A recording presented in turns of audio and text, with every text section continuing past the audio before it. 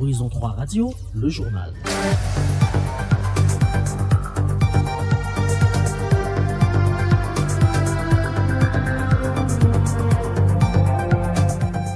Mesdames, Messieurs, bonjour. Le journal de 12h sur la 92.2, une présentation de Merveille Ondila.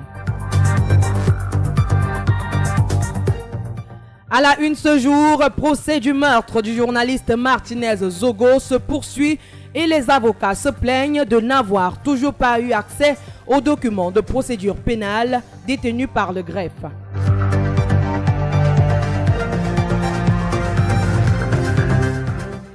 Le gouvernement autorise la commercialisation des huiles végétales en vrac dans les marchés. L'annonce est faite par le ministre du Commerce, Luc Magloire Mbarga Tangana.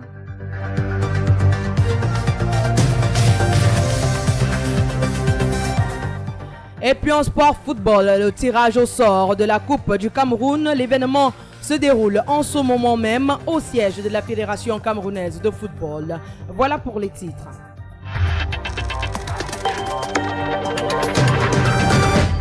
« 92.2 FM. Mesdames, Messieurs, vous écoutez le 12h sur Horizon 3 Radio 92.2 FM. Le troisième débat du procès des accusés dans l'affaire Martinez-Zogo s'est ouvert hier lundi au tribunal militaire de Yaoundé. Les avocats de l'affaire revendiquent la copie des dossiers auxquels ils n'ont pas eu accès depuis le début du procès. Le compte rendu de notre stagiaire, Henri Matip. C'est dans la matinée de ce jour, 6 mai 2024, qu'a débuté le troisième débat de l'audience sur l'affaire concernant l'assassinat du journaliste Martinez Zogo à 10h57 au tribunal militaire de Yaoundé. La salle bondée de personnes venues suivre de très près l'évolution de cette affaire qui suscite beaucoup d'attention. Les 17 inculpés ont répondu présents au rendez-vous et installés à la barre. À cet effet, l'audience a été suspendue pendant 30 minutes pour permettre aux juges de mieux se concerter par rapport à l'affaire. Ce temps d'arrêt expiré, le procès reprend à 13h45. Le climat est mauvais au sein du tribunal. Les avocats de la défense contestent la décision émise par les juges sur la consultation des dossiers et réclament les copies de ces derniers. Concernant le commissaire du gouvernement, il maintient le pas sur la production des copies de ce dossier aux différentes parties. L'audience prend fin à 15h15 et a été reportée au 27 mai 2024 pour permettre à ce que les demandes formulées soient examinées par la Cour. Les différentes parties prenantes étaient présentes, y compris les 17 inculpés. Que pensent les avocats au sortir de cette audience? Éléments de réponse dans ce reportage de Lucien Balambarga. L'audience sur l'affaire Martinez-Zogo a été reportée le 27 mai prochain pour plusieurs raisons, parmi lesquelles la communication du dossier de procédure tel que demandé par les avocats, une requête qui sera rejetée par la Cour et contestée par les auxiliaires de la justice. Maître Zo Kousseri, avocat de Maxime Eko. Un sentiment de déception parce que la présidence du tribunal esquive le problème et refuse de rendre une décision qui pourra, si elle ne nous satisfait pas, comme c'était le cas aujourd'hui, faire l'objet d'un recours en appel. Et notre insistance donc visait à ce que le tribunal clarifie les choses, soit il reconsidère sa position et nous donne l'accès au dossier et donc qu'on puisse enlever une copie, ou alors qu'il nous dit une décision qui pourra pas l'objet. Et alors les juges au-dessus vont trancher et nous sommes sûrs que dans ce cas, ils vont trancher en notre faveur. En s'appuyant sur l'article 413 du Code de procédure pénale qui statue la consultation du dossier de procédure, les avocats du barreau du Cameroun souhaitent à cet effet faire appel si jamais les documents ne sont pas mis à leur disposition. Maître Pepoué Jean-Paul. Si vous ne pouvez pas accéder à notre demande, rendez une décision séparée par ADD pour dire que nous décidons de ne pas mettre à votre disposition le dossier. Ça permettra à ceux qui ne sont pas contents de faire appel. Devant la cour d'appel va trancher. Si la cour d'appel tranche pour dire qu'on ne nous donne pas le dossier, on ira devant la cour suprême et la cour suprême rend une décision pour dire qu'à partir d'aujourd'hui, vous pouvez mettre le dossier à la disposition de l'avocat. Tout le monde va s'aligner. Alors moi j'ai un client qui est en cours gros. Si on ne me met pas là, voici mon dossier. Si on ne met pas à ma disposition, qu'est-ce que je lui conseillerais? De plaider coupable ou non coupable? Or, c'est la mise à ma disposition de ce dossier qui me permettrait de dire vous allez plaider coupable ou non coupable. La partie de la défense veut être au même niveau d'information et n'attend que ce document pour non seulement défendre leurs clients, mais aussi apporter des insuffisances sur les charges retenues contre ceux qu'elle défend. Maître Chungang. Ce que nous voulons, c'est qu'on nous mette à armes égales dans le commissaire de pouvoir, pour que nous puissions discuter des pièces, discuter des éléments de tout, pour apporter la contradiction dans la défense de la liberté de client. C'est tout. Nous ne demandons pas quelque chose d'inaccessible. Donc, si le tribunal persiste dans son refus, nous allons finir par conclure qu'il y a des choses auxquelles on ne souhaite pas que nous accédions.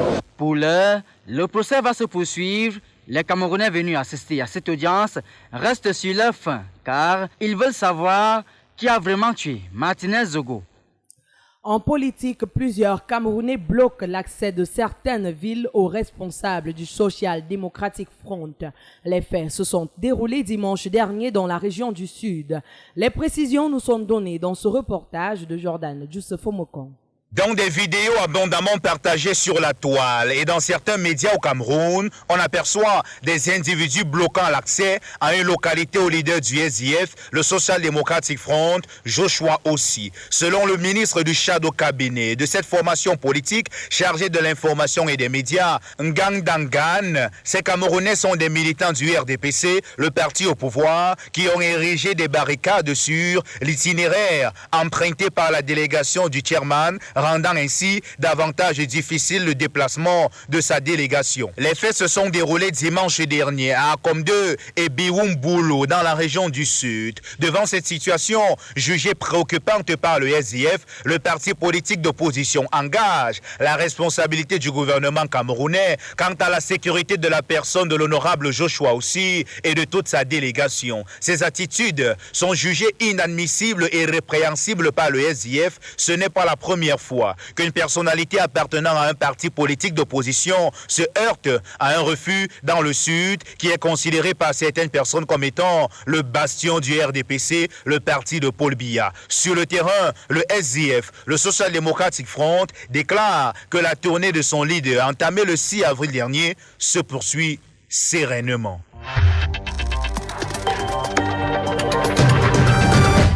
« 92.2 FM » En société, la commercialisation des huiles végétales en vrac est désormais autorisée dans les marchés du Cameroun.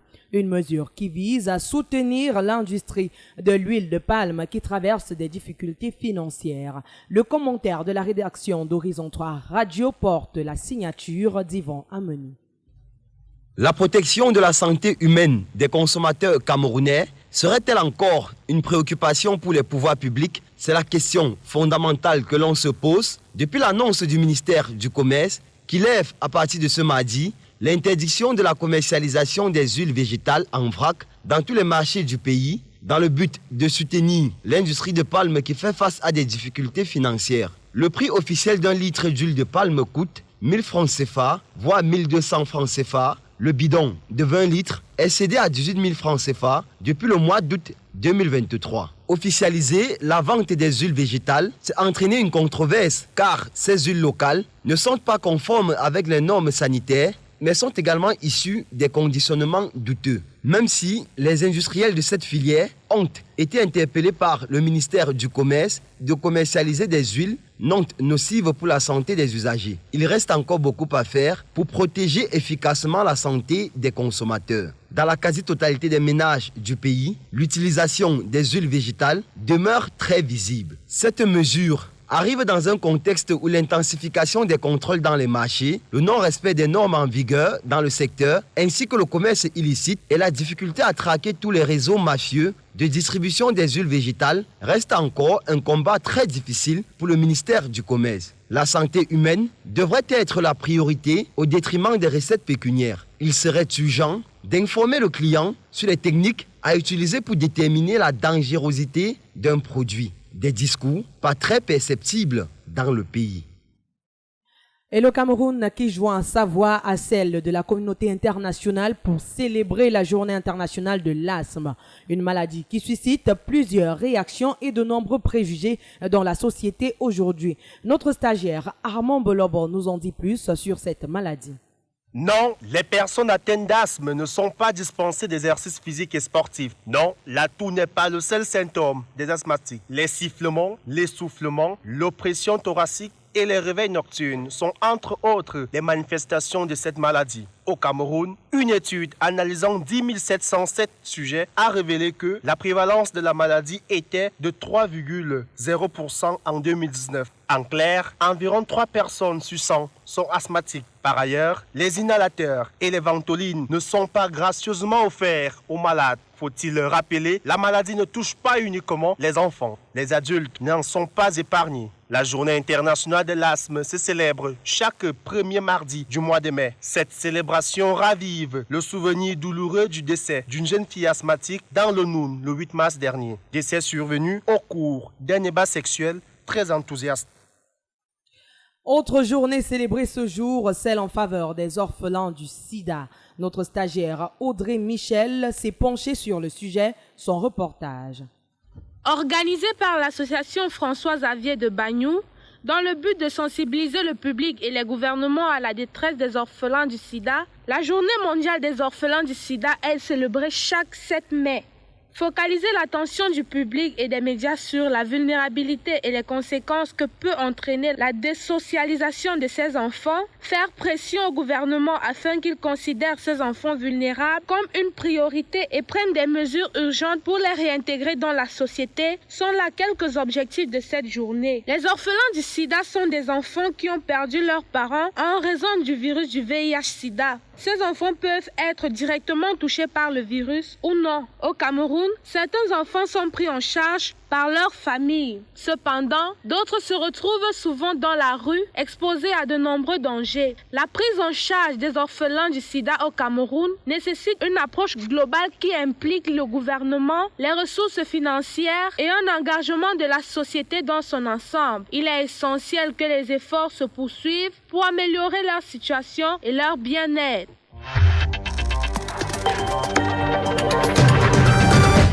92.2 FM. 12h14 à Yaoundé. Si vous nous rejoignez à l'instant, vous écoutez le journal de 12h sur Horizon 3 Radio. Hors de nos frontières, les Tchadiens se sont rendus dans les bureaux de vote hier pour désigner à travers les urnes le futur président de la République. Ce scrutin marqué par la forte implication des jeunes s'est déroulé dans le calme. Le rando porte la signature de David Zo. Plus de 8 millions de Tchadiens se sont rendus dans les bureaux de vote ce lundi 6 mai 2024 afin d'élire le prochain président de la République. Pour les jeunes, cette élection marque un tournant décisif pour la démocratie tchadienne. Charles Bendiman, jeune Tchadien, croit dur comme fer en la transparence dans ce scrutin très couru dans son pays. Du début de la campagne, du début des autres choses qui se sont passées, moi personnellement, je crois qu'il y a un changement. Et je crois qu'un nouveau départ pour le Tchad s'annonce, selon moi. Et c'est ce qui m'a motivé à venir voter. Pour les observateurs, le scrutin a été entaché par de nombreuses irrégularités. Le manque des bulletins de vote, il y a aussi les intimidations, il y a également la liste de certains bureaux. Les électeurs ne savent pas où se trouve leur nom. Et c'est là la difficulté que nous avons relevée. Sur l'ensemble du territoire tchadien, les élections présidentielles se sont tenues dans le calme. Notons que 10 candidats sont en course, parmi lesquels le président de transition, Mahamat Idriss Déby Itno, et son premier ministre, Succès Masra. Et puis en sport, football, le tirage au sort des 32e de finale de la Coupe du Cameroun vient de s'achever au siège de la Fédération camerounaise de football. Notre reporter Emmanuel Onkwa Tangana y prend part. Bonjour Emmanuel, quelles sont les nouvelles ? Bonjour Andela Merveille et bienvenue ici à la Fédération camerounaise de football. À l'occasion du tirage au sort des 32e de finale de la Coupe du Cameroun, nous aurons 48 matchs au total. Mais ce qu'il faudrait retenir, c'est que AS FAP affrontera Caïman de Douala, Bafoussam United sera face à Botafogo, Coton Sport de Garoua sera face à EPG de Bolova, Fonchastri sera face à Ciseaux FC de Bolova. Voilà donc quelques rencontres qui vont donc meubler les quarts de finale. On rappelle également que les équipes qui vont se rencontrer sont issues de l'Elite 1, de l'Elite 2 et même des équipes amateurs. Et donc, parmi ces équipes, donc, il faudrait donc dire que les 10 régions sont représentées, dont la région du centre est la plus représentée avec 6 équipes. La Damawa, 2 équipes. La région de l'Est, 2 équipes. L'extrême nord, 3 équipes. La région du littoral, 4 équipes. La région du nord, 2 équipes. Donc, on peut également Andela m'avait rappelé que du 15 au 19 mai, nous aurons donc cette 32e de finale. Du 22 au 26 mai, nous aurons les 16e de finale. Du 29 mai au 2 juin, nous aurons les 8e de finale. Du 8 juin au 19 juin, nous aurons les quarts de finale. Et du 15 au 16 juin, nous aurons les demi-finales. Voilà donc ce qu'on peut donc retenir à l'issue de ce tirage au sort ici à la Fédération camerounaise de football. Emmanuel Onkoa depuis la Fédération camerounaise de football pour Horizon 3 Radio. Merci Emmanuel pour ces informations qui seront très certainement décryptées dans nos différentes émissions de sport.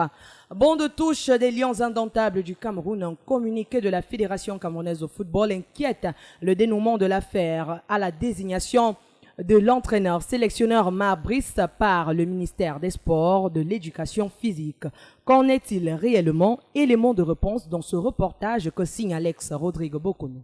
Alors que le ministre des Sports a convié le président de la Fédération camerounaise de football, Samuel Eto'o, à une réunion dans ses services ce mardi, dans l'objectif de régler la situation de Brice, un communiqué de la FECAFOOT inquiète sur le dénouement de cette affaire. En effet, ce lundi soir, la Fédération camerounaise de football a informé l'opinion publique qu'elle a été interpellée par la FIFA sur le mécanisme de désignation du sélectionneur des Lions indomptables du Cameroun. Faisant suite à cette mise en garde de la Fédération internationale de football, elle s'est réunie en urgence dans la soirée de lundi. Ainsi, la FECAFOOT compte prendre des dispositions en tenant compte des textes de la FIFA et surtout les lois en vigueur au Cameroun. Si ce communiqué reste évasif, il jette tout de même un vent de doute sur ce qui nous attend au cours des prochaines heures. S'il est difficile d'analyser ce communiqué signé par Samuel Eto'o, plusieurs observateurs expliquent que le président de la FECAFOOT s'inscrit toujours dans une attitude qui a pour objectif d'annuler la décision de l'État du Cameroun par le biais de la présidence de la République. D'autres y voient une manière de faire pression sur le ministre des Sports dans le but d'accepter ses propositions au moment de la réunion pour un consensus la semaine dernière. Bien qu'on sait que l'équipe nationale est gérée par la FECAFOOT, qui est la seule entité reconnue par la FIFA, il ne faut pas oublier qu'elle appartient à l'État du Cameroun. On se demande ainsi qui va céder à cette situation à un peu moins d'un mois du prochain match des Lions indomptables. De son côté,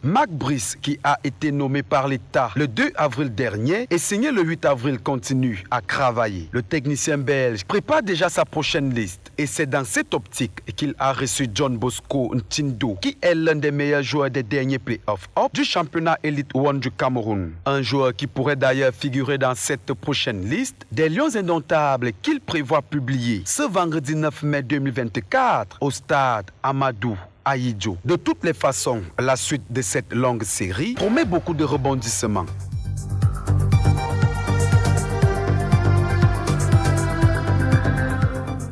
Fin du 12h sur la bande FM 92.2, mise en onde materne Ondois, réalisation David Zo. Coordination Reine Christelle Tigniem, supervision générale François Biba et au microphone de présentation Merveille Ondila. À 14h, vous serez en compagnie de Jeff Binze pour le flash d'information en langue de Shakespeare. Bonne suite des programmes sur Horizon 3 Radio.